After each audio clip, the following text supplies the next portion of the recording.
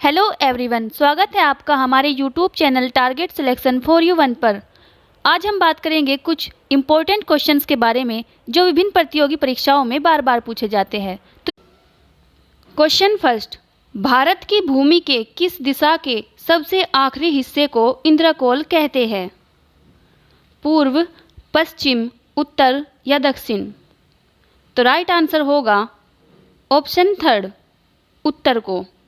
यानी कि जो भारत है, भारत का जो सबसे उत्तरी बिंदु है उसे इंद्रकोल कहते हैं, और जो दक्षिणतम बिंदु है उसे कहते हैं इंदिरा पॉइंट, जो निकोबार द्वीप समूह में है। और सबसे पूर्वी बिंदु भारत का किवीथू या वालांगू, जो अरुणाचल प्रदेश में है।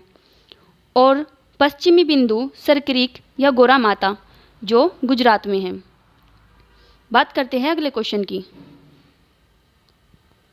नागालैंड, मणिपुर, मिजोरम और कौन सा राज्य भारत और चीन की सीमा को छूने वाला राज्य है? यानी कि वे कौन से 4 राज्य हैं भारत के जो चीन के साथ सीमा बनाते हैं? केरल, पंजाब, बिहार या अरुणाचल प्रदेश? देखिए 4 ऑप्शन दिए हैं, इसमें से या तो आपको 3 रॉन्ग छांटने होंगे या फिर 1 राइट। तो देख लेते हैं, जैसे कि केरल है, पंजाब और बिहार। तो ये तो भारत के, केरल तो हो गया दक्षिण हिस्से में, भारत के दक्षिण हिस्से में, तो ये तो आंसर हमारा नहीं होगा। पंजाब हो गया जो पाकिस्तान के साथ सीमा लगाता है, तो ये भी नहीं होगा। और बिहार नेपाल के साथ, तो राइट आंसर होगा अरुणाचल प्रदेश। नागालैंड, मणिपुर, मिजोरम और अरुणाचल प्रदेश चीन के साथ सीमा बनाते हैं।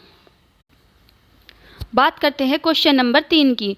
निम्न में से किस गोलार्ध में हम्बोल्ट जलधारा बहती है?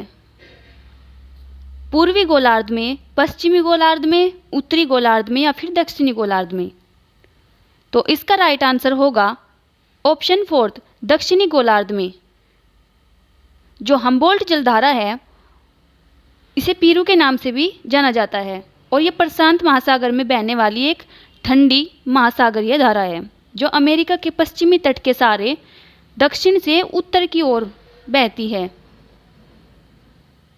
बात करते हैं अगले क्वेश्चन की। यूरोप का गर्म कंबल इनमें से किस जलधारा को कहा जाता है? गल्फ स्ट्रीम की जलधारा, हम्बोल्ट की जलधारा, क्यूराइल की जलधारा, इनमें से कोई नहीं? तो इसका राइट आंसर होगा गल्फ स्ट्रीम की जलधारा। गल्फ स्ट्रीम की जलधारा अंध महासागर में बहने वाली गर्म पानी की एक प्रमुख महासागरीय जलधारा है। इसे यूरोप का कंबल भी कहते हैं। इस जलधारा में जल नीला और गर्म हो जाता है, यानी कि उष्ण हो जाता है। बात करते हैं अगले क्वेश्चन की।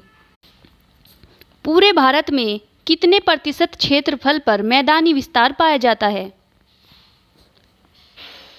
20%, 40%, 44% या फिर 48%? तो राइट आंसर होगा 44%। पूरे भारत का लगभग 44% क्षेत्रफल पर मैदानी विस्तार पाया जाता है। क्वेश्चन नंबर 6, निम्न में से किस देश में ग्रेट स्लेव झील स्थित है? तो आपको बताना है ग्रेट स्लेव झील कौन से देश में स्थित है? जापान, भारत, अफ्रीका या कनाडा? तो इसका राइट आंसर होगा ऑप्शन 4, कनाडा। ग्रेट स्लेव जो झील है वो उत्तरी कनाडा की दूसरी सबसे बड़ी झील है, जिसकी गहराई 614 मीटर है। बात करते हैं अगले क्वेश्चन की। मौसमी रूप से बहने वाली मीठे पानी की टोनले सेप नामक झील किस देश में स्थित है? तो इसका आंसर होगा ऑप्शन 4, कंबोडिया। टोनले सेप झील कंबोडिया की मौसमी रूप से बहने वाली मीठे पानी की झील है, जो 120 किलोमीटर लंबी टोनले सेप नदी को आगे जाकर मेंगकोंग नदी से जोड़ती है। बात करते हैं अगले क्वेश्चन की। ज्यूजेन की उत्पत्ति अपर्दन के किस कारक के द्वारा होती है? जल के द्वारा, पवन के द्वारा, दोनों या इनमें से कोई नहीं? तो राइट आंसर होगा ऑप्शन 2, पवन के द्वारा। ज़ूजेन जब मरुस्थलीय भागों के कठोर चट्टानों के ऊपर कोमल संरचना वाली चट्टान क्षैतिज रूप में बिछ जाती है, तब कोमल चट्टानों को हवा तेजी से काट देती है, जिससे ज़ूजेन की उत्पत्ति होती है। बात करते हैं अगले क्वेश्चन की। निम्न में से किस देश के सबसे बाद द्वीप होन्शु द्वीप है? यानी कि किस देश का लास्ट द्वीप, जो लास्ट का द्वीप है वो होन्शु द्वीप है? चीन, ऑस्ट्रेलिया, अमेरिका या जापान?